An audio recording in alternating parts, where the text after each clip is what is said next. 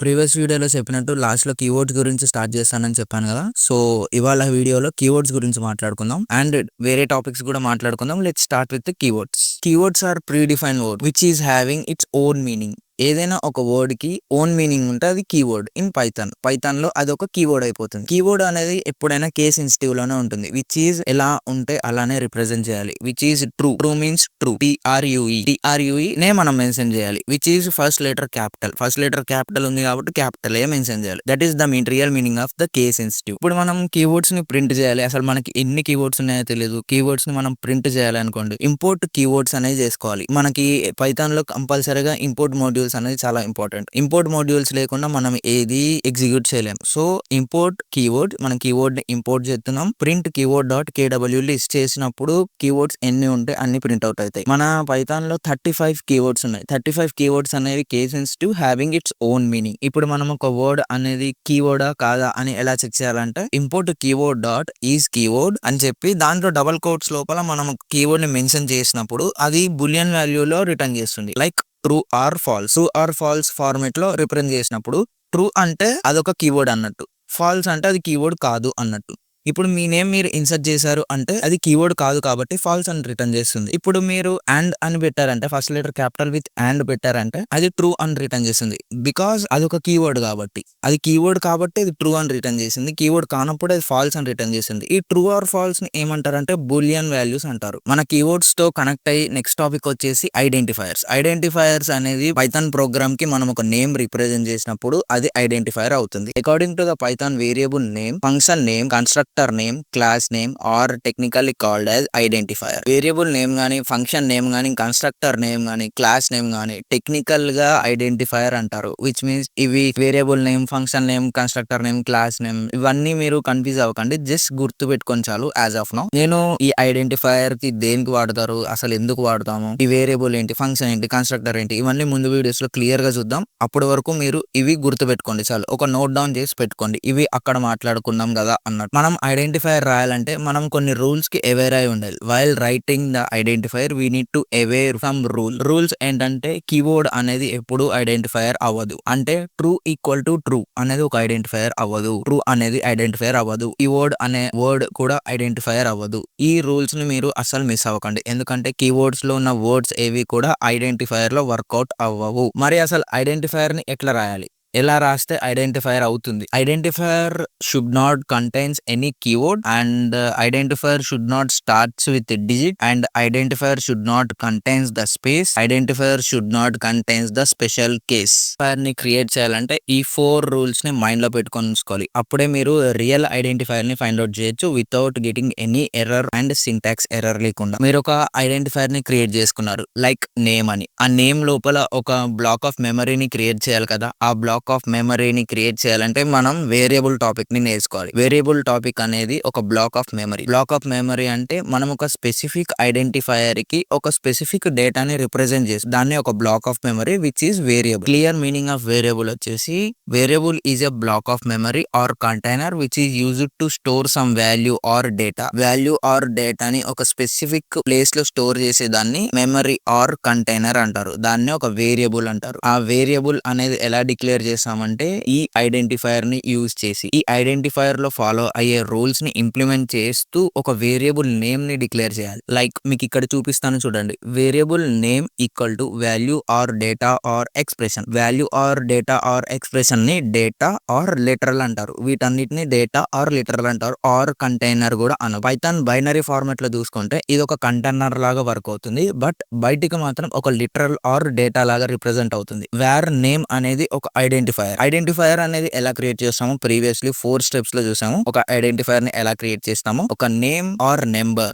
Number include అయి ఉండొచ్చు but number అనేది ఇన్ ఫ్రంట్ ఉండదు and special characters in front ఉండకూడదు. Starts with character, ends with anything. ఆ 4 రూల్స్ ని ఫాలో అయి క్రియేట్ చేసిన ఇష్యూ లేదు. ఆ 4 రూల్స్ ని ఫాలో అవుతూ ఐడెంటిఫైయర్ కి వేరియబుల్ నేమ్ డిక్లేర్ చేసి అండ్ కంటైనర్ లో ఒక డేటాని రిప్రజెంట్ చేసి దాన్ని వేరియబుల్ అంటారు. వేర్ నేమ్ అనేది ఒక నేమ్ ని రిప్రజెంట్ చేస్తున్నాం కాబట్టి అది వేరియబుల్. ఆ వేరియబుల్ ని క్రియేట్ క్రియేట్ చేయడానికి ఫాలో అయ్యే rules identifier. And value or data or expression అనే దాన్ని ఒక లిటరల్ అంటారు. లిటరల్ అంటే container containing the some memory, ఏదో ఒక మెమరీ, స్ట్రింగ్ గానీ, ఇంటీజర్ గానీ, బూలియన్ గానీ ఏదో ఒక మెమరీని స్టోర్ చేసేదాన్ని కంటైనర్ అంటారు. ఇప్పుడు కొన్ని ప్రోగ్రామ్స్ చూద్దాం కంటైనర్ కి స్టోర్ చేసుకున్న దానికి అండ్ ప్రింట్ చేసుకొని చూద్దాం. అండ్ నేమ్ ఈక్వల్ టు ఏదో ఒకటి ఆశీష్, నేమ్ ఈక్వల్ టు ఏదో ఒక నేమ్ తీసుకుందాం Ashish, ID equal to Ashish 123 and salary equal to 2000. Ashish 123 2000 ఇవన్నీ ఒక data literals. And name, ID, sal అనేవి variable names or identifiers. You can say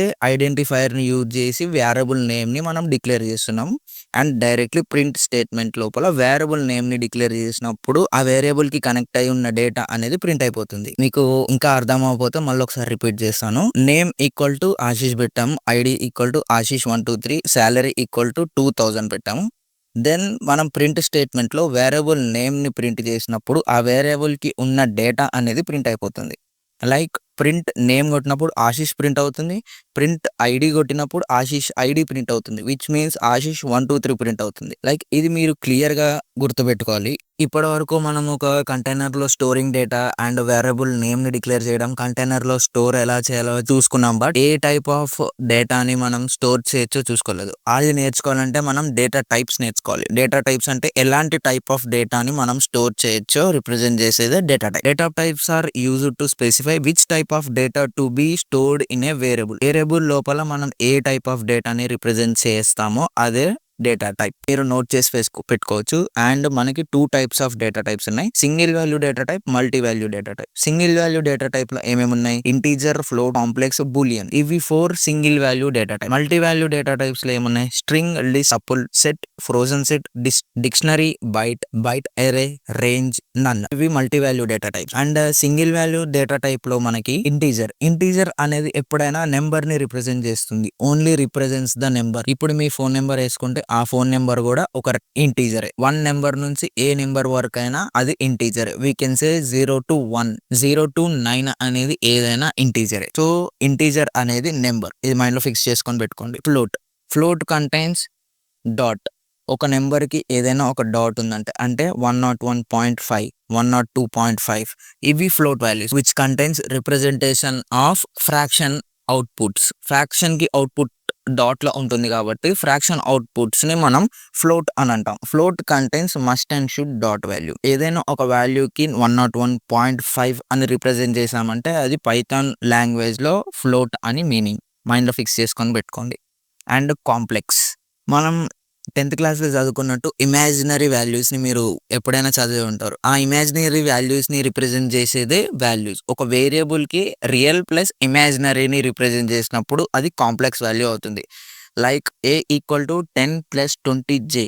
j means 20j is imaginary value and 10 is a real value, a is a variable. ఇలా representation చేసినప్పుడు మనకి వచ్చే output complex value. నేను print చేయాలనుకుంటే print type of A. Type అనేది ఎందుకు వాడతామంటే ఏ type of data use చేసామో represent చేయడానికి టైప్ అని వాడతాం.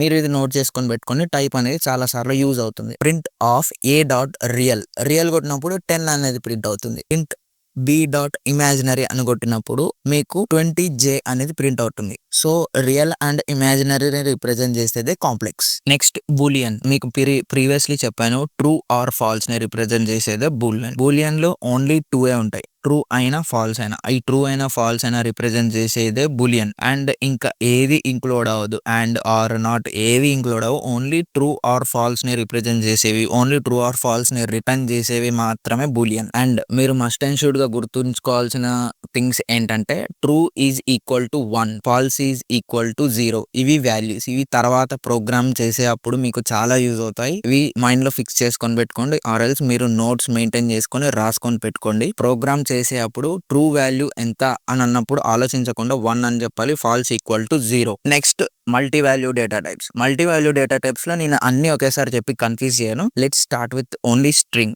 స్ట్రింగ్ నుంచి స్టార్ట్ చేసాం. స్ట్రింగ్ గురించి మొత్తం నేర్చుకున్నాక తర్వాత మిగతా వాటి గురించి నేర్చుకుందాం. So starts with string. String is a group of character or sequence of character can be consider as string. ఒక గ్రూప్ ఆఫ్ క్యారెక్టర్స్ అయినా ఒక సీక్వెన్స్ ఆఫ్ క్యారెక్టర్స్ అయినా కన్సిడర్ అయ్యి ఉంటే అదొక స్ట్రింగ్. ఇది మీకు అర్థం అయ్యి ఉండకపోవచ్చు. నేను ఇంకా డీటెయిల్ గా చెప్తాను. డబల్ కోట్స్ లో ఏదైనా ఒక వర్డ్ ని, డబల్ కోట్స్ లో ఏదైనా ఒక నెంబర్ ని, or else anything in double quotes, anything in single quotes అది ఉంటే దాన్ని స్ట్రింగ్ అని మనం పైథాన్ ప్రోగ్రామింగ్ లో అంటాం. లైక్ డబల్ కోట్స్ లోపల పైథాన్ అని రిప్రజెంట్ చేస్తే Python is a string. Single quote లో రిప్రజెంట్ చేసిన అది స్ట్రింగే. సింగిల్ కోట్స్ లో పైథాన్ అని రిప్రజెంట్ చేసిన అది స్ట్రింగే. సో ఈ డబల్ కోట్స్ సింగిల్ కోట్స్ ఎందుకు వచ్చాయి? డబల్ కోట్స్ ఎందుకు వాడాలి? సింగిల్ కోట్ ఎందుకు వాడకూడదు? డబల్ కోట్ వాడినప్పుడు సింగిల్ కోట్ వాడొచ్చా? ఒకటి ఇది కూడా వాడొచ్చా? ఇలాంటి డౌట్స్ ఉంటాయి. బట్ ఇవి ఏంటంటే కంప్లీట్లీ సిచ్యువేషన్ బేస్డ్. ఇప్పుడు మీరు ఒక సెంటెన్స్ తీసుకుంటే అందులో ఒక single quote value like parrots అని ఉన్నప్పుడు ఎస్ కి ఒక సింగిల్ కోట్ ఉంటుంది. ఆ సింగిల్ కోట్ ఉన్నప్పుడు మీరు ఎగ్జిక్యూషన్ లో ఇష్యూ వస్తుంది. సో అలాంటి కేసు అప్పుడు మీరు డబల్ కోట్స్ వాడాలి. మీకు అలాంటి కేసు ఏం లేదు అన్నప్పుడు సింగిల్ కోట్ వాడుకోవచ్చు. నా రికమెండేషన్ ఏంటంటే every time use double quotes. ఎందుకంటే ఇప్పుడు ఏ సిచ్యువేషన్ ఎలా ఉంటుందో తెలియదు కాబట్టి double quotes is the safest quotation. So Python ని రిప్రజెంట్ చేయాలంటే double quotes or single quotes ని మనం యూజ్ చేయాలి. డబల్ కోట్స్ లోపల ఏది రిప్రజెంట్ చేసినా అది స్ట్రింగ్. సో ఇప్పుడు ఒక సింపుల్ ప్రోగ్రామ్ ని చూద్దాం. డబల్ కోట్స్ లో రాసి S1 equal to Python, double quotes లోపల పైథాన్. So print S1. మనం S1 వేరియబుల్ ని ప్రింట్ చేస్తున్నాం. ఆ వేరియబుల్ లో స్టోర్ అయిన డేటా అనేది ప్రింట్ అవుతుంది. సో ప్రింట్ S1 చేసినప్పుడు పైథాన్ అనేది ప్రింట్ అయింది. పైథాన్ అనేది ప్రింట్ అయినప్పుడు ఆ పైథాన్ అనేది స్ట్రింగ్ లో ఉందా, ఇంటీజర్ లో ఉందా, మనకి ఏ వాల్యూ డేటా టైప్ లో ఉందో మనకి తెలియదు కదా. సో మనం ప్రింట్ టైప్ ఆఫ్ S1 చేసినప్పుడు మనకి ఏ టైపో తెలిసిపోతుంది. ఏ టైప్ లో మనం ఎగ్జిక్యూట్ చేయాలో తెలిసిపోతుంది. ఈ డబల్ కోట్స్ లో ఉంది కాబట్టి స్ట్రింగ్ అని వచ్చింది, లేకపోతే వేరే ఇంటీజర్ వచ్చేది. ఇఫ్ మనం నెంబర్ రిప్రజెంట్ చేస్తుంటే టైప్ ఆఫ్ వేరియబుల్ నేమ్ ని డిక్లేర్ చేసినప్పుడు ఆటోమేటిక్ గా ఆ ఏ డేటా టైప్ ఉంటే ఆ డేటా టైప్ అనేది టర్మినల్ లో ప్రింట్ అయిపోతుంది. సో యాజ్ ఆఫ్ నౌ అది స్ట్రింగ్ ఉంది కాబట్టి స్ట్రింగ్ అనేది ప్రింట్ అయింది. మనం స్ట్రింగ్ ని ఎలా ప్రింట్ చేయాలో చూసాం. Next string indexing. స్ట్రింగ్ కి ప్రతి ఒక్క స్ట్రింగ్ కి ఇండెక్సింగ్ అనేది ఉంటుంది. అసలు ఇండెక్సింగ్ అంటే ఏంటి? ఇండెక్సింగ్ అనేది ఒక specific value which is represented by the Python it self. ఒక బైనరీ అనేది పైథాన్ కి ఒక నెంబర్ రిప్రజెంటేషన్ చేసి పెట్టుకుంటుంది. అది నెగిటివ్ లో చేస్తుంది, పాజిటివ్ లో చేస్తుంది. ఇంకా క్లియర్ గా చెప్పాలంటే పైథాన్ అనే ఒక వర్డ్ కి స్టార్ట్స్ విత్ 0. ఎప్పుడైనా ఇండెక్సింగ్ అనేది స్టార్ట్స్ విత్ 0 ఉంటుంది పాజిటివ్ ఇండెక్సింగ్ లో, అండ్ నెగిటివ్ ఇండెక్సింగ్ లో starts with -1 it self. And Python ఇప్పుడు మనం ఇండెక్సింగ్ గురించి చూసుకుంటే 0 1 2 3 4 5 పైథాన్ కి 5 వాల్యూస్ ఉన్నాయి కాబట్టి 0 1 2 3 4 5 అనేది సపరేట్ ఇండెక్సింగ్ ఉంటుంది కాబట్టి ఆ ఇండెక్సింగ్ వాల్యూస్ తో కూడా మనం యాక్సెస్ చేసుకోవచ్చు. సో పాజిటివ్ లో 0 నుంచి స్టార్ట్ అవుతుంది, 0 1 2 3 4 5 అని. నెగిటివ్ లో -1 -2 -3 -4 -5 -6 which is in reverse order. Reverse order లో మనకి రిప్రజెంటేషన్ నెగిటివ్ లో ఉంటుంది, పాజిటివ్ ఆర్డర్ లోనేమో రైట్ సైడ్ నుంచి ఉంటుంది. So starts with 0 in positive, negative లో డైరెక్ట్ గా -1 నుంచి స్టార్ట్ అయిపోతుంది. ఇది ఇండెక్సింగ్ అంటే. సో ఇప్పుడు ఇండెక్సింగ్ వాల్యూస్ ని ఎలా యాక్సెస్ చేయాలి? ఒక స్పెసిఫిక్ వర్డ్ ని, ఒక స్పెసిఫిక్ లెటర్ ని మనం ఎలా యాక్సెస్ చేయాలి? ఒక స్పెసిఫిక్ వర్డ్ నుంచి ఒక లెటర్ ని ఎలా యాక్సెస్ చేయాలి? ఒక స్పెసిఫిక్ సెంటెన్స్ నుంచి ఒక వర్డ్ ని ఎలా యాక్సెస్ చేయాలి? ఇదంతా చూసుకుందాం ఒకసారి. ఇప్పుడు S1 అనేది నేను డిక్లేర్ చేశాను. S1 ఈక్వల్ టు పైథాన్ అని రాశాను. పైథాన్ లోపల మనకి S1 లో నుంచి మనకి హెచ్ కావాలి అన్నప్పుడు మనం ఏం చేయాలి? ప్రింట్ S1 వాల్యూ సెలెక్ట్ చేయాలి. Then 3 square brackets with 3. ఎప్పుడైనా ఇండెక్సింగ్ వాల్యూస్ ని మనం తీసుకునేటప్పుడు స్క్వేర్ బ్రాకెట్సే వాడాలి. స్క్వేర్ బ్రాకెట్స్ వాడినప్పుడు మనం ఇండెక్స్ ని రిప్రజెంట్ చేస్తున్నాం అని మనం టర్మినల్ కి చెప్పినట్టు, ఇలా ఆర్ఎల్స్ మనం పైథాన్ లాంగ్వేజ్ కి చెప్పినట్టు. సో స్క్వేర్ బ్రాకెట్స్ ఆఫ్ 3 ని పెట్టినప్పుడు ఇండెక్స్ వాల్యూ మీరు కౌంట్ చేసుకోవచ్చు. 0 1 2 3 అని కౌంట్ చేసుకొని హెచ్ అనేది 3 దగ్గర వస్తుంది కాబట్టి మనం 3 ని రిప్రజెంట్ చేసినప్పుడు ప్రింట్ టర్మినల్ లో హెచ్ అనేది ప్రింట్ అయిపోతుంది. నెక్స్ట్ ఇంకో ఎగ్జాంపుల్ చూద్దాం. నెక్స్ట్ మనం డైరెక్ట్ గా ప్రింట్ S1 -2. -2 అంటే నెగిటివ్ ఇండెక్సింగ్ యూజ్ చేస్తున్నాం. -2 అంటే మనకి ఏం రావాలి? అవుట్పుట్ లో O రావాలి. విచ్ ఈజ్ రివర్స్ ఆర్డర్ లో చూసుకుంటే -1 -2 -3 -4. 2 ఎక్కడ ఉంది? -2 0 దగ్గర ఉంది. ఓ దగ్గర ఉంది. ఓ దగ్గర ఉంది కాబట్టి ప్రింట్ అనేది ఓ అయిపోవాలి. సో ఇది స్ట్రింగ్ ఇండెక్సింగ్. ఇది మీకు అర్థం అవ్వకపోతే మళ్ళీ ఒకసారి రివైజ్ చేసి చూడండి. ఇది చాలా ఇంపార్టెంట్ టాపిక్స్. ఎందుకంటే మనం ముందు ప్రోగ్రామ్స్‌లో 90% ఇండెక్సింగే యూజ్ చేస్తాం కాబట్టి ఈ కాన్సెప్ట్ ని మళ్ళీ ఒకసారి రివైజ్ చేసి చూడండి. అండ్ ఇంకో ఎగ్జాంపుల్ కూడా చూద్దాము. ఒక బిగ్ సెంటెన్స్ లో నుంచి ఒక వర్డ్ ని లేపాలి అంటే ఎలా తీయాలి. సో ఒక బిగ్ సెంటెన్స్ కి కూడా ఒక ఇండెక్సింగ్ అనేది ఉంటుంది. లైక్ మనం పాజిటివ్ ఇండెక్సింగ్ ని కన్సిడర్ చేసుకుంటే ఎవ్రీ స్ట్రింగ్ కి ఒక స్పెసిఫిక్ లెంత్ ఉంటుంది. ఆ లెంత్ ని ఫైండ్ అవుట్ చేయాలంటే లెన్ అనే వర్డ్ ని యూజ్ చేసుకోవచ్చు. లెన్ ఆఫ్ S1. ఇప్పుడు ప్రింట్ లెన్ ఆఫ్ S1 అంటే మనకి ఇండెక్స్ వాల్యూ అనేది ప్రింట్ అయిపోతుంది. ఎంతవరకు మ్యాక్స్ ఇండెక్స్ ఉండొచ్చు దీనికి అంటే 0 నుంచి లాస్ట్ వరకు, విచ్ మీన్స్ 10 వరకు. Python is A programming language. ఇది ఒక ఫర్ ఎగ్జాంపుల్ 10 వర్డ్స్ ఉన్నాయనుకోండి, లెన్ ఆఫ్ S1 కొట్టినప్పుడు 10 అని ప్రింట్ అయిపోతుంది. Python is A programming language అనేది 28 వర్డ్స్ ని ఉంది కాబట్టి విత్ స్పేస్ 32 వర్డ్స్ ఉంది కాబట్టి so len of S1 equal to 32 అనేది ప్రింట్ అయిపోతుంది. స్పేసెస్ కూడా కన్సిడర్ అవుతాయి కాబట్టి స్పేసెస్ ని కన్సిడర్ చేసుకుంటూ లెంత్ వాల్యూ అనేది 32. ఈ వర్డ్ కి మనం ఎవ్రీ స్ట్రింగ్ కి లెంత్ కనుక్కోవచ్చు using len word. Then len of S1 వచ్చినప్పుడు మనం ఈజీగా ఫైండ్ అవుట్ చేసేయచ్చు ఎంత లెంత్ ఉంది అనే ఒక స్ట్రింగ్ ది. సో మనం ఒక స్పెసిఫిక్ వర్డ్ ని, ఒక స్పెసిఫిక్ లెటర్ ని తీయాలంటే S1 of square brackets of 10 represent చేసినప్పుడు ఏ అనేది ప్రింట్ అయిపోతుంది. అండ్ ఎందుకంటే పైథాన్ ఈజ్ ఏ అనేది ఒక 10 దగ్గర ఉంది కాబట్టి 10 అనేది ప్రింట్ అయిపోతుంది. 10 దగ్గర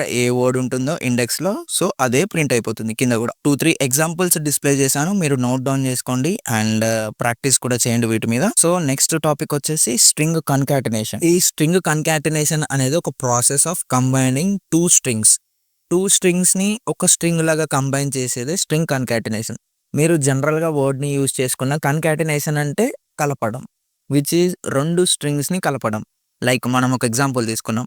ఇప్పుడు S1 equal to hi, S2 equal to bye తీసుకున్నాం అనుకోండి.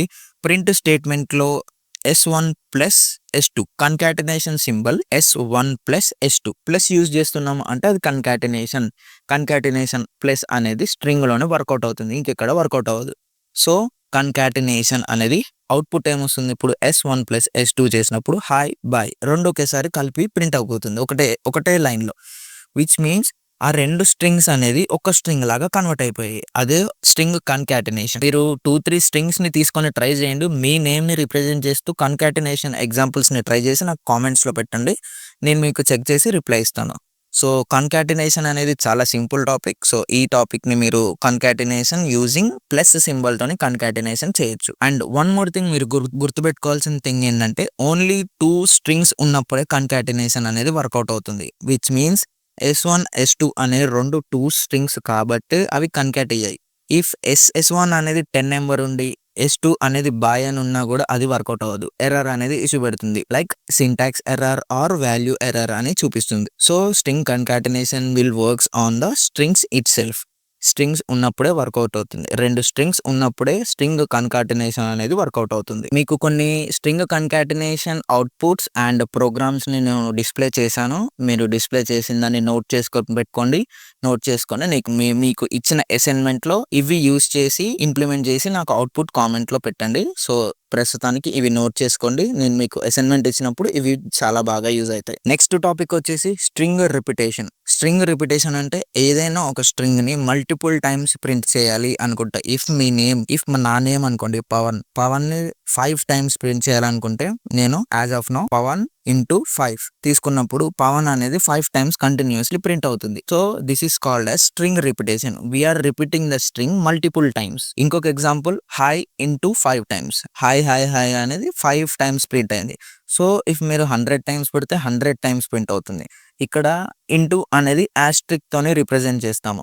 సో ఇంటూ అనేది కంపల్సరీగా ఆస్ట్రిక్ తోనే రిప్రజెంట్ చేయాలి. ఆస్ట్రిక్ అనేది మీకు ఆల్రెడీ తెలుసు కాబట్టి నేను అంత డీటెయిల్ గా వెళ్ళట్లేను. Hi asterisk 5 which is hi అనేది 5 టైమ్స్ ప్రింట్ అయిపోయింది. ఎవ్రీ ప్రోగ్రామింగ్ లాంగ్వేజ్ లో మీరు ఎగ్జిక్యూషన్ చేయాలన్నా అండ్ ఈ స్ట్రింగ్ కాన్సెప్ట్స్ ని ఇంప్లిమెంట్ చేయాలన్నా అండ్ ఎవ్రీ ఎగ్జిక్యూషన్ కి యూజ్ అయ్యేది type casting. Without type casting మీరు ప్రోగ్రామింగ్ లాంగ్వేజ్ అనేది స్టార్ట్ చేయలేరు.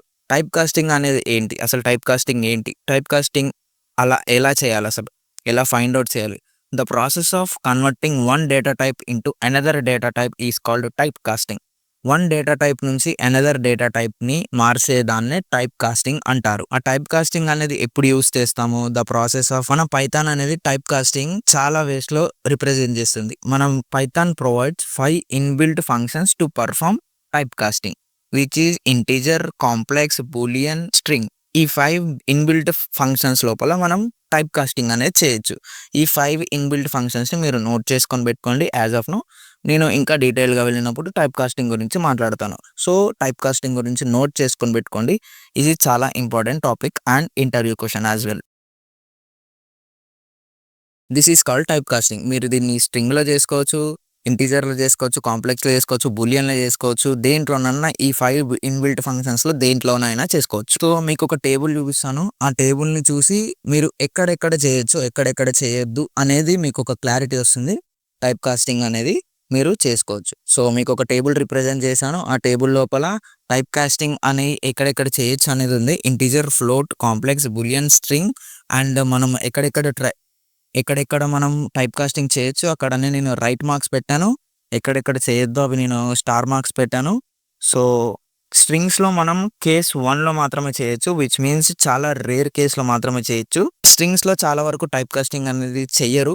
అది ఓన్లీ ఓఆర్‌డి వాల్యూస్ ఉన్నప్పుడే చేస్తారు. ఆ ఓఆర్‌డి అనేది మనం మళ్ళీ చూద్దాం. మనం ఎగ్జాంపుల్స్ చేసేప్పుడు మీకు క్లియర్‌గా ఓఆర్‌డి గురించి తెలిసిపోతుంది. సో, స్ట్రింగ్స్‌ని ఓన్లీ కేస్ 1 వాల్యూస్ అప్పుడే చేస్తారని గుర్తుపెట్టుకోండి. స్ట్రింగ్స్‌ని ఇలా రిప్రజెంట్ చేస్తాము అండ్ కాంప్లెక్స్‌ని ఇలా రిప్రజెంట్ చేస్తామో చూసుకోండి. అండ్ ఈ టేబుల్‌ని బై హార్ట్‌గా చేసుకొని పెట్టుకోండి. ఎందుకంటే ఫ్యూచర్‌లో టైప్ కాస్టింగ్ అనేది చాలా యూజ్ అవుతుంది కాబట్టి. మీకు కొన్ని ప్రోగ్రామ్స్‌ని డిస్‌ప్లే చేశాను టైప్ కాస్టింగ్ మీద. అవి నోట్ చేసుకొని పెట్టుకోండి. ఆర్ ఎల్స్ మీరు స్క్రీన్‌షాట్ తీసుకొని రాసుకొని పెట్టుకోండి. ఈ టైప్ కాస్టింగ్ ప్రోగ్రామ్స్ అనేవి చాలా చిన్నవి కాబట్టి నేను ఇన్ డీటెయిల్డ్‌గా ఎక్స్‌ప్లెయిన్ చేయట్లేను. సో, మీకన్నీ కొన్ని ప్రోగ్రామ్స్ అనేది నేను డిస్‌ప్లే చేసి పెట్టాను.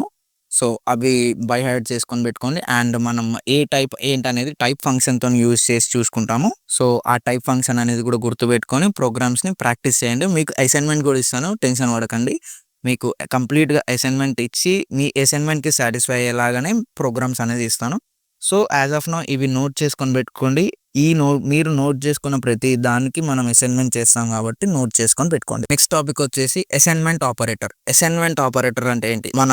మనం 10థ్ క్లాస్ నుంచి నేర్చుకుంటూ వస్తున్నాం అసైన్‌మెంట్ ఆపరేటర్స్ గురించి. Plus, minus, equal to, double equal to and asterisk equal to, asterisk equal to ఇవన్నీ అసైన్‌మెంట్ ఆపరేటర్స్. మనం రెగ్యులర్‌గా వాడేది ప్లస్ ఆర్ ఈక్వల్ టు అనే ఆపరేటర్‌ని, డబుల్ ఈక్వల్ టు అనే ఆపరేటర్‌ని రెగ్యులర్‌గా వాడతాం. సో, ఆపరేటర్స్ అనేవి ఏమి ఉండవు. కొన్ని ఆపరేటర్స్ ఉన్నాయి. అవి మీకు ఇక్కడ రిప్రజెంట్ చేశాను. Operator is used to create the arithmetical operations చేయడానికి ఆపరేటర్స్ అనేవి మనం యూజ్ చేస్తాం. అందులో మనం ఇప్పుడు చూసేది అసైన్‌మెంట్ ఆపరేటర్. అసైన్‌మెంట్ ఆపరేటర్ అనేది ఎప్పుడైనా మనం ఏదైనా ఒక వాల్యూకి అసైన్ చేసేటప్పుడు వాడేదాన్ని అసైన్‌మెంట్ ఆపరేటర్ అంటారు. నేను ఇప్పుడు చెప్పింది మీకు అర్థమైపోవచ్చు. ఇప్పుడు మీరు ఒక ఎగ్జాంపుల్ చూస్తే మీకు ఆటోమేటిక్‌గా క్లియర్‌గా అర్థమవుతుంది. సో, ఇప్పుడు a equal to 10, a equal to మళ్ళీ a equal to a plus 20 అప్పుడు అవుట్‌పుట్ ఏమవుతుంది? ఏ అనేది ఆల్రెడీ 10 అండ్ మళ్ళీ ఏ లోపల మళ్ళీ మనం 20ని అసైన్ చేస్తున్నాం కాబట్టి ఏ ఈక్వల్ టు 20 అవుట్‌పుట్ వస్తుంది.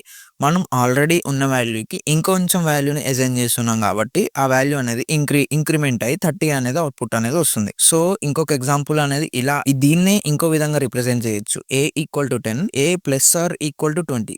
ఇప్పుడు ఉన్న ఏ వాల్యూ 10కి మనం 20ని యాడ్ చేస్తున్నాం అన్న మీనింగ్ ఇక్కడ. ఏ ప్లస్ ఆర్ ఈక్వల్ టు 20 అంటే ఉన్న వాల్యూకి ఇంకా 20ని యాడ్ చేస్తున్నాం. అప్పుడు అవుట్‌పుట్ ఆఫ్ ఏ అనేది ఏమవుతుంది? 30 అవుతుంది. సో, ఇదొక వే ఆఫ్ రిప్రజెంటేషన్. ఇదొక వే ఆఫ్ రిప్రజెంటేషన్. సో, 2 వేస్‌ని మీరు నేర్చుకోండి. మ్యాక్స్ టు మ్యాక్స్ సెకండ్ వేలోనే నేర్చుకోండి. ప్రొఫెషనాలిటీని బిల్డ్ చేసుకోవచ్చు. నెక్స్ట్ ఆపరేటర్ వచ్చేసి స్లైస్ ఆపరేటర్. స్లైస్ ఆపరేటర్ అనేది ఎప్పుడు యూజ్ చేస్తాం? ఏదైనా ఒక సీక్వెన్షియల్ డేటా కావాలి. ఏదైనా మనకు ఒక ఇంపార్టెంట్ డేటా కావాలి in the entire string. If we consider the string లోపల మనకి ఏదైనా ఒక ఇంపార్టెంట్ వర్డ్ సెపరేట్‌గా కావాలి ప్రింటింగ్ స్టేట్మెంట్‌లో అన్నప్పుడు స్లైస్ ఆపరేటర్ వాడతాం. అండ్ స్లైస్ ఆపరేటర్ అనేది ఎలా రిప్రజెంట్ చేస్తాం అండ్ సింటాక్స్ వచ్చేసి variable name equal to beginning and ending and increment. ఈ రూల్ అనేది స్లైస్ ఆపరేటర్‌లోనే వర్కౌట్ అవుతుంది. ఇంకెక్కడ వర్కౌట్ అవ్వదు. బిగినింగ్ అండ్ ఎండింగ్ ఉంటుంది slice ఆపరేటర్‌లో.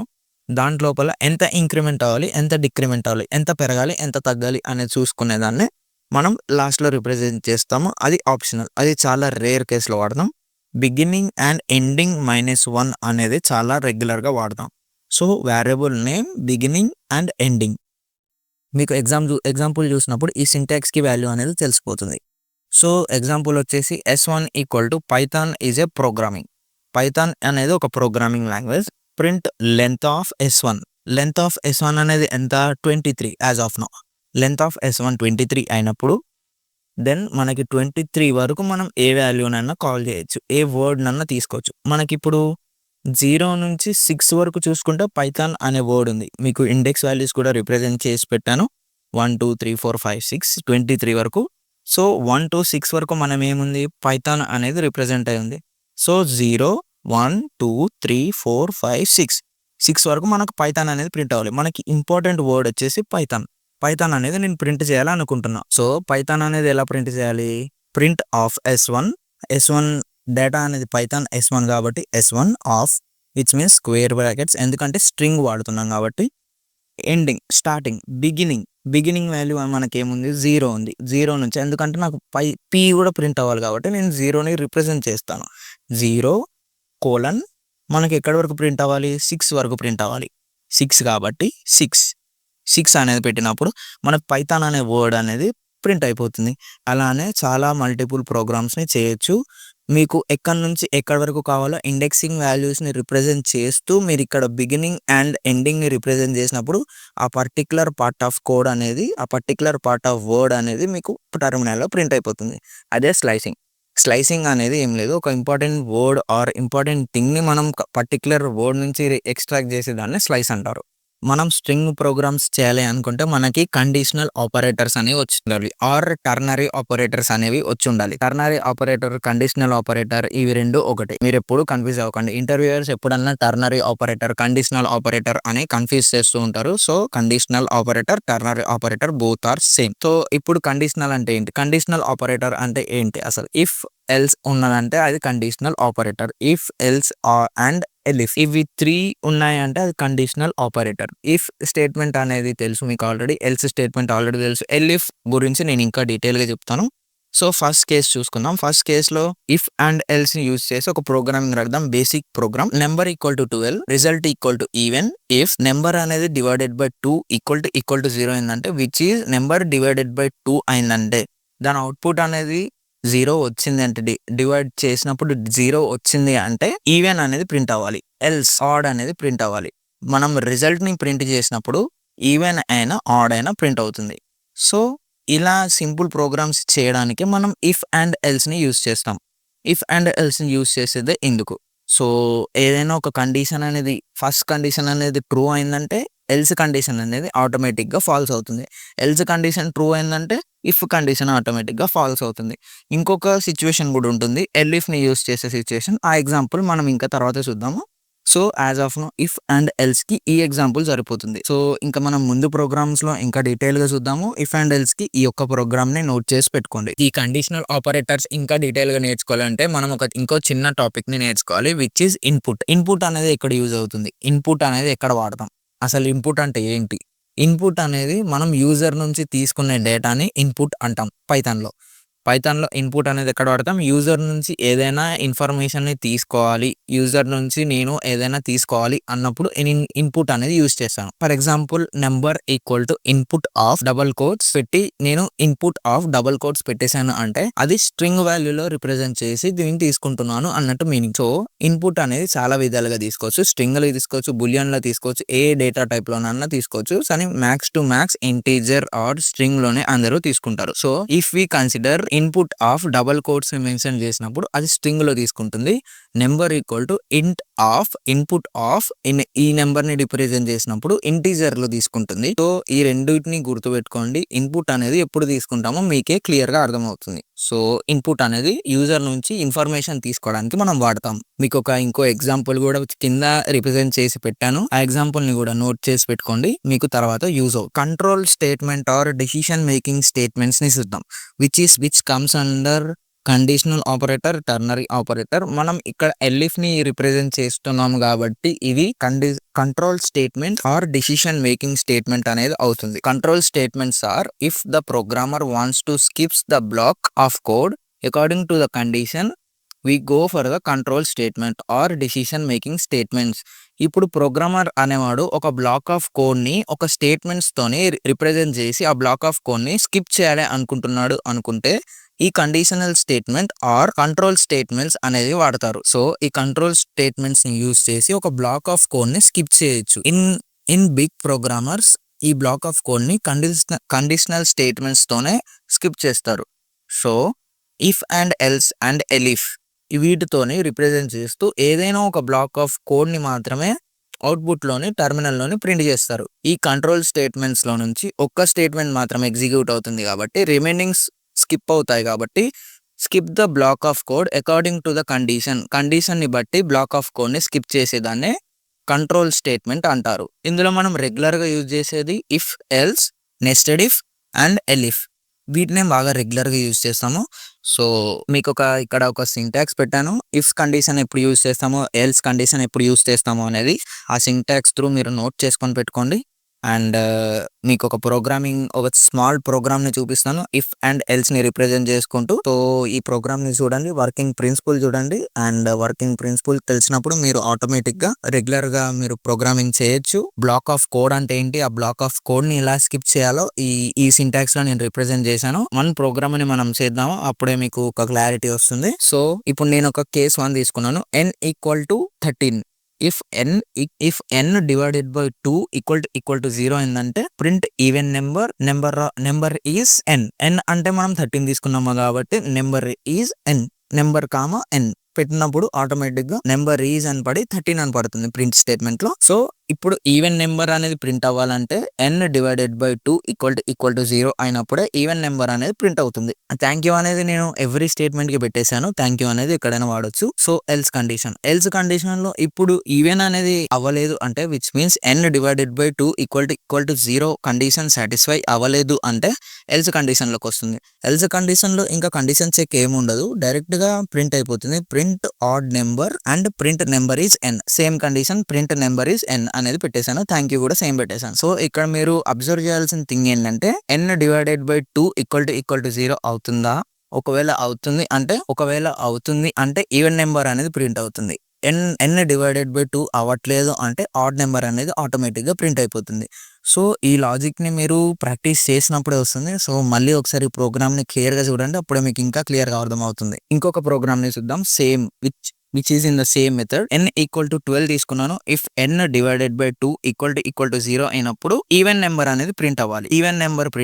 Print number is n. Print thank you అనేది సేమ్ పెట్టాను. Print odd number, print number is n, print thank you. ఇవి పెట్టినప్పుడు n divided by 2 equal to 0 అంటే 12 divided by 2 equal to 0 అవుతుంది కాబట్టి even number అనేది print అవ్వాలి. Even number is 12 అనే అవుట్పుట్ అనేది మనకు వస్తుంది. సో ఇక్కడ మీరు అబ్జర్వ్ చేయాల్సింది ప్రీవియస్ 13 నెంబర్ తీసుకున్నప్పుడు అది ఆడ్ నెంబర్ కాబట్టి ఆడ్ నెంబర్ ప్రింట్ అయింది.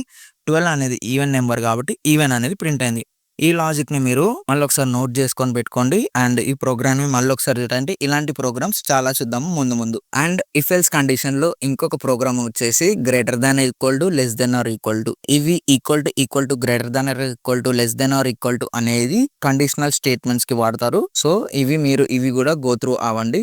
ఫస్ట్ కండిషన్ చెక్ అయితేనే సెకండ్ కండిషన్ అనేది ఎగ్జిక్యూట్ అవుతుంది. సెకండ్ కండిషన్ చెక్ అయినప్పుడు ఫస్ట్ కండిషన్ అనేది చెక్ అవుతుంది. సో ఇవి చాలా సింపుల్ థింగ్స్ కాబట్టి నేను అంత డీటెయిల్ గా వెళ్ళట్లేను. Greater than or equal to, less than or equal to ఇవి చాలా సింపుల్ థింగ్స్. సో వీటి మీద కూడా ఒక ప్రోగ్రామ్ చూద్దాము, మీకు ఒక క్లారిటీ వస్తుంది. n = int of enter age అనేది నెంబర్ తీసుకుంటున్నాం. int of input integer value అనేది మనం ఇన్పుట్ లో తీసుకుంటున్నాం. So if n is greater than equal to 18 అంటే 18 కంటే ఎక్కువ గానీ ఈక్వల్ టు ఉన్నప్పుడు మనం ప్రింట్ స్టేట్మెంట్ లో ఎలిజిబుల్ ఫర్ ఓట్ అనేది ప్రింట్ అవ్వాలి. Else not eligible for vote అంటే 18 కంటే తక్కువ ఉన్నాడు కాబట్టి ఓట్ కి ఎలిజిబుల్ అవ్వడు, 18 కంటే ఎక్కువ ఉన్నాడు కాబట్టి ఓట్ కి ఎలిజిబుల్ అవుతాడు. So this is the condition. n is greater than or equal to 18. n is less than or equal to 18 అంటే నాట్ ఎలిజిబుల్ అవుతాడు. సో మనం n వాల్యూ అనేది గ్రేటర్ దాన్ పెడుతున్నామా లెస్ దాన్ పెడుతున్నామా అనేది ఒక క్లారిటీతో పెట్టినప్పుడు మనకు కండిషన్ అనేది పర్ఫెక్ట్ గా వర్క్ అవుతుంది. మనం ఈ గ్రేటర్ దాన్ లెస్ దాన్ ని పర్ఫెక్ట్ గా చూసుకొని పెట్టుకోవాలి. ఏది వాల్యూ ఏ వాల్యూ ఎక్కువ ఉండాలి, ఏ వాల్యూ తక్కువ ఉండాలో మనం క్లియర్‌గా చూసుకొని పెట్టుకోవాలి. ఓకేనా. Next greater than or equal to, less than or equal టుని బై హార్ట్ చేసుకొని పెట్టుకోండి. నెక్స్ట్ ప్రోగ్రామ్స్‌లో అవే వర్కౌట్ అయితాయి. మీకు ఎలిఫ్ ఎక్స్‌ప్లనేషన్ ఇచ్చాక కొన్ని ప్రోగ్రామ్స్ ఇస్తాను. ఆ ప్రోగ్రామ్స్ నోట్ చేసుకొని నాకు నెక్స్ట్ వీడియోలో కామెంట్ సెక్షన్‌లో కామెంట్ చేసి పెట్టండి. ఈ ఎలిఫ్ తర్వాత మీకు ఒక 20-30 ప్రోగ్రామ్స్‌ని మీకు డిస్‌ప్లే చేస్తాను. ఆ డిస్‌ప్లే చేసిన ప్రోగ్రామ్స్‌ని నేర్చుకొని ఏదైనా ప్రాబ్లమ్ ఉందంటే నాకు డిస్క్రిప్షన్‌లో కాంటాక్ట్ ఇచ్చాను. కాంటాక్ట్ అవ్వండి. మీకు అర్థం అవ్వట్లేదు అంటే ఈ వీడియోని మళ్ళీ చూసి నేర్చుకున్న తర్వాత చాట్‌జీపీటీ హెల్ప్ తీసుకోండి. ఎందుకంటే ఇప్పుడున్న సిట్యుయేషన్‌లో ఫాస్ట్‌గా నేర్చుకోవడం ఇంపార్టెంట్. ఎలా నేర్చుకున్నాం అనేది మ్యాటరే కాదు. ఎలిఫ్ అనేది ఎలా వర్క్ అవుతుందంటే ఒక లాడర్ లాగా వర్క్ అవుతుంది. లాడర్ అంటే ఒకదాని తర్వాత ఒకటి ఎలా ఎగ్జిక్యూట్ ఉంటుందో లాడర్ అనేది ఎలా ఉంటుందో 1 బై 1 అలానే ఉంటుంది. సో, ఇప్పుడు ఇఫ్ కండిషన్ అనేది ఫాల్స్ అయితే డైరెక్ట్‌గా మనం ఎల్స్ కండిషన్‌కెళ్ళిపోయాం. కానీ ఎవ్రీ ప్రోగ్రామ్ అనేది ఇఫ్ ఎల్స్‌తోనే ఎండ్ అవ్వదు. కొన్ని ప్రోగ్రామ్స్ అనేవి ఎలిఫ్‌తోని కూడా ఉంటాయి. Like leap year program. ఈ లీప్ ఇయర్ ప్రోగ్రామ్‌ని మళ్ళీ చూద్దాము. లీప్ ఇయర్ ప్రోగ్రామ్‌లో ఏంటంటే ఒక కండిషన్ సాటిస్ఫై అయిందంటే ఇంకో కండిషన్ కూడా సాటిస్ఫై అయ్యే ఛాన్స్ ఉంది. డైరెక్ట్‌గా ఇంకో ఓన్లీ 2 కేసెస్ అవుట్‌పుట్స్ అనేవి ఉండవు. 3, 4 కేసెస్ అవుట్‌పుట్స్ ఉన్నప్పుడే ఎలిఫ్ కండిషన్ అనేది వర్కౌట్ అవుతుంది. సో, ఎలిఫ్ కండిషన్‌కి ఒక ఎగ్జాంపుల్ చూద్దాము. ఒక క్వెషన్ తీసుకుంటాను. ఎలిఫ్ కోసం print a suitable statement according to the student marks. If the marks is less than 35 fail. If the marks is 45 then great. If the marks is greater than 35 just pass. ఈ 3 కండిషన్స్‌ని if ఎల్స్‌లో represent చేయాలంటే it's impossible. So, మనం elif అనేది వాడుతూ దీన్ని represent చేద్దాం. ఇప్పుడు n equal to int of input enter a number. ఒక నెంబర్‌ని తీసుకుందాం. మార్క్స్ ఈజ్ లెస్ దెన్ 35 తీసుకున్నప్పుడు మార్క్స్ అనేది 35లో ఉన్న వాళ్ళు ప్రింట్ అవ్వాలి. నెక్స్ట్ ఫెయిల్ అనేది ప్రింట్ అవ్వాలి. ఎలిఫ్ మార్క్స్ అనేది 45 కంటే తక్కువ అండ్ గ్రేటర్ దెన్ ఉన్నప్పుడు మనకి మార్క్స్ అనేది గ్రేట్ అనేది ప్రింట్ అవ్వాలి. నెక్స్ట్ 35 కంటే కొంచెం ఎక్కువ ఉన్నా కూడా అది జస్ట్ పాస్ అని ప్రింట్ అవ్వాలి. లైక్ ఇఫ్, ఎలిఫ్, ఎల్స్ ఈ 3 కండిషన్స్‌ని యూజ్ చేసి మనం అవుట్‌పుట్ అనేది జనరేట్ చేసాం. అంటే 3 పాసిబుల్ కేసెస్ ఉన్నప్పుడే 3 పాసిబుల్ అవుట్‌కమ్స్ ఉంటాయి కాబట్టి ఇఫ్, ఎల్స్, ఎలిఫ్ ఈ 3 కండిషన్స్‌ని యూజ్ చేస్తాం. ఎలిఫ్ అనేది చాలా రేర్ కేస్‌లో వాడతాము. చాలా రెగ్యులర్‌గా అసలు వాడము. సో, ఎలిఫ్ కూడా మంచి కాన్సెప్టే. ఈ కాన్సెప్ట్‌ని కూడా నేర్చుకోండి. ఈ కాన్సెప్ట్ మీద కూడా మీకు అసైన్‌మెంట్ ఇస్తాను. నెక్స్ట్ టాపిక్ వచ్చేసి nested if. Nested if condition అంటే the process of designing condition itself condition.